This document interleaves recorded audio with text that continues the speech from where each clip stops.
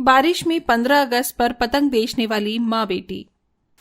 पिताजी उठिए ना।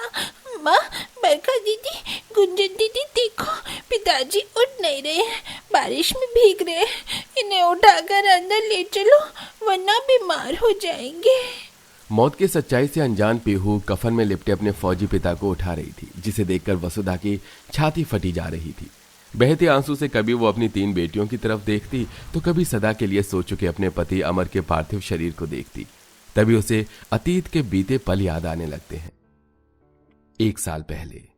अच्छा वसुधा, मैं चलता हूं, अपना और बच्चियों का ख्याल रखना।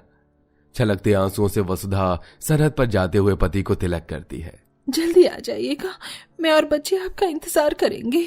वसुधा, तुम तो जानती हो मैं एक सिपाही हूं। मैं जाता नहीं, लेकिन सरहद पर दुश्मनों के टुकड़ों ने हमला बोल दिया है। इस वक्त मेरे देश को, मेरी मिट्टी को मेरी जरूरत है। हाँ, चलता हूं। तभी पीहू अपने पिता से लिपट कर कहती है, जल्दी से आना पिताजी, और मेरे लिए ढेर सारी रंग बिरंगी पतंग भी लाना। ले आऊंगा बिटिया, तुम तीनों के लिए पतंग लाऊंगा। मैं 15 अगस्त से पहले पहले आ जाऊंगा, फिर हम सब साथ में 15 अगस्त मनाएंगे। लेकिन अगर मैं नहीं आया तो वादा करो वसुधा, तुम हमारी तीनों बेटियों को पालोगी। जी, मैं वादा करती हूँ जी। इसी के साथ अमर बॉर्डर पर चला जाता है, लेकिन किसे पता था कि नियति उस गरीब लाचार माँ और बेटियों पर सितम ढाने वाली है।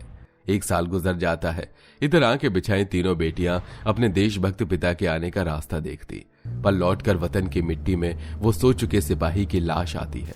सामने रखे अमर के शव को देखकर उस गरीब माँ का रोम रोम सिहर जाता है।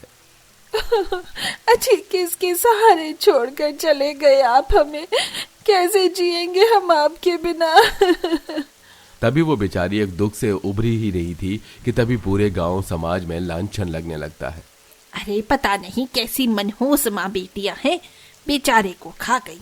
इन्हें तो गांव से बाहर निकालकर फेंक देना चाहिए। मनोरमा बहन, मेरे पति देशभक्त हुए हैं, देश के लिए कुर्बान हो गए। इसमें मेरा और मेरी बच्चियों का क्या दोष है।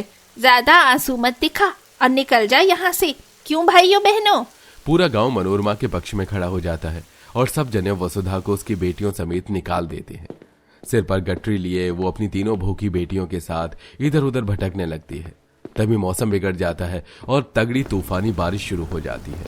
भीगे शरीर में तीनों ठिठुरने लगती हैं। माँ, जोर से ठंड लग रही है। ठंड लग रही है? मेरी बच्ची को आजा, मेरे आंचल में आजा। माँ, मुझको भी छिपा लो ना। अपने फूटे भाग्य पर रोते हुए बरखा पीहू को आंचल में समेट लेती है, जबकि गुंजन बारिश तूफान को झेल रही थी। तभी सड़क से कई सारी गाड़ियां 15 अगस्त की प्रदर्शनी करते हुए गुजरती हैं। तभी उस गरीब माँ की नजर रोड साइड बने गरीब असमर्थ लोगों की बनी झुग्गियों पर जाती है। कोई फटे चिटे तिरपाल में बसेरा बनाए हुए था तो कोई फूस की झोपड़ियां बनाए था।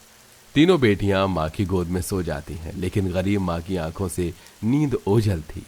ऐसे तो जिंदगी नहीं जी जाएगी, मेरा कोई सहारा नहीं है। अपनी बेटियों का पेट पालने के लिए मुझे कुछ तो करना होगा। इसी उधेड़ बुन में रात कट गई और सवेरा हो जाता है। बरसात थम चुकी थी। तभी तीनों बेटियां उठ जाती हैं और पीहू खुले आसमान में पतंग उड़ते देखती है। तभी एक पतंग कटकर कीचड़ में गिर जाती है और पीहू दौड़कर आशा भरे मन से उठा लेती है। पीहू फेंक दी, ये पतंग गंदी हो गई है, देख इसमें कीचड़ लगा है। नहीं नहीं, मुझको इस पतंग से खेलना है, हटो, मुझको पतंग उड़ाने दो। तभी बारिश के पानी में गीली हो चुकी पतंग एकदम से फट जाती है और पीहू बहुत रोने लगती है। देखो ना माँ, मेरी पतंग फट गई, मुझे पतंग दिला दो ना माँ।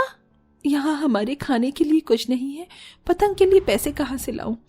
नहीं, मुझको पतंग चाहिए चाहिए चाहिए चाहिए। तभी वसुधा एक ठेले पर पतंग बिकते देखती है। पतंग ले लो पतंग, 10 में पतंग, 20 में पतंग, सुंदर सुंदर पतंग। तभी दिल में आशा जगाई वसुधा पतंग वाले के पास आकर हिचकती है। सुनो भैया जी, मुझे मेरी बेटी के लिए पतंग चाहिए। अरे बताइए ना बहन जी, कौन सी पतंग दिखाऊं? ये कागज वाली, ये पन्नी वाली, या फिर ये लाइट वाली? मुझको ये लाइट वाला पतंग चाहिए। ये लो बेटा, ये पतंग हो गई 150 का, चलो लाओ पैसे। भैया जी, मेरे पास देने के लिए पैसे नहीं है। ये सुनते ही पतंग वाला दांत पीसकर बेचारी बच्ची से पतंग छीन लेता है।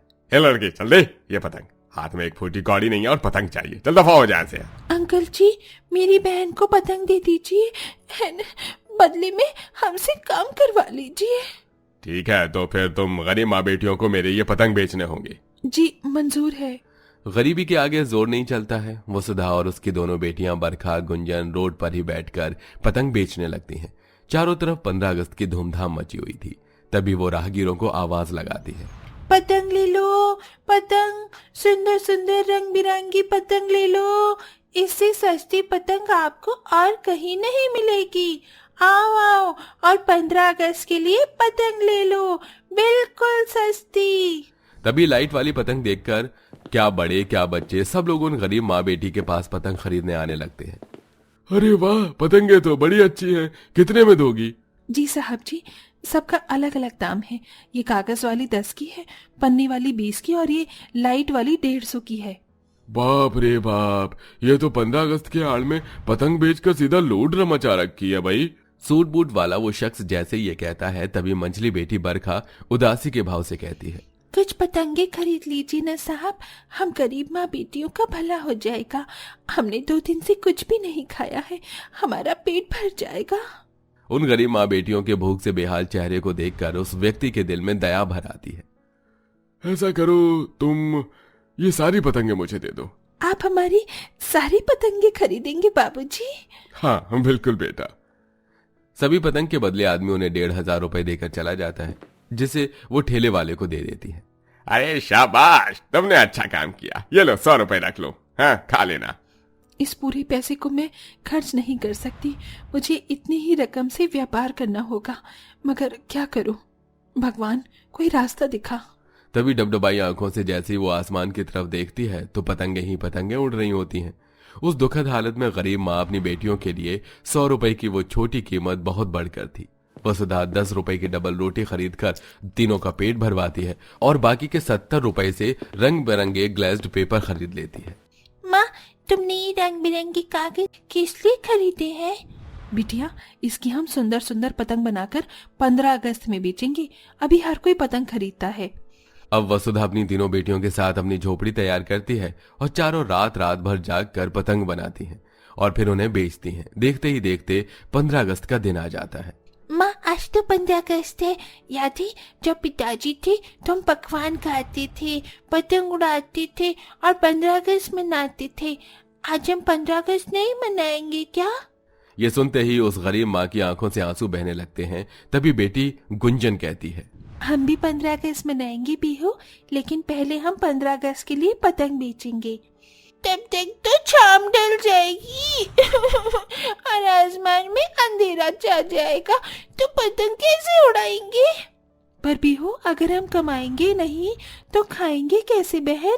हर त्योहार सबके लिए खुशियाँ थोड़ी ना लेकर आता है। गुंजन की बात पीहू को समझ में आती है और अब चारों माँ बेटी रोड सिग्नल पर अलग होकर पतंगे बेचती हैं। तभी सिग्नल पर गाड़ी रुकी देखकर पीहू बोलती है, पतंग ले लो पतंग, लाल पीली नीली पतंग, न्यारी न्यारी प्यारी प्यारी पतंग, पतंग ले लो बाबूजी। तभी गाड़ी के अंदर बैठा शख्स अमन उस बच्ची के चेहरे और उसके गरीब पहनावे को देखकर पिघल जाता है। उसके पाँव में चप्पल भी नहीं थी। बेटा लाओ, ये सारी पतंग मुझे दे दो, ये लो पैसे। अमन दरिया दिली से पीहू को उसकी आशा से बढ़कर पतंग के बदले में पैसे देता है, जिसे देखकर गरीब माँ की आंखों से आंसुओं की झड़ी बहने लगती है। पीहू से लिपट जाती है। देखो माँ, अंकल ने मुझे कितनी सारी पैसे दिए, अब हम 15 अगस्त मना पाएंगे ना? हाँ मेरी बच्ची, हाँ अब हम भी 15 अगस्त मनाएंगे। अंत में 15 अगस्त के दिन गरीब माँ बेटियों की आशा पूरी हो जाती है और वो भी 15 अगस्त मनाती हैं। वहीं चारों मिलकर शहीद पिता को श्रद्धांजलि भी देती हैं।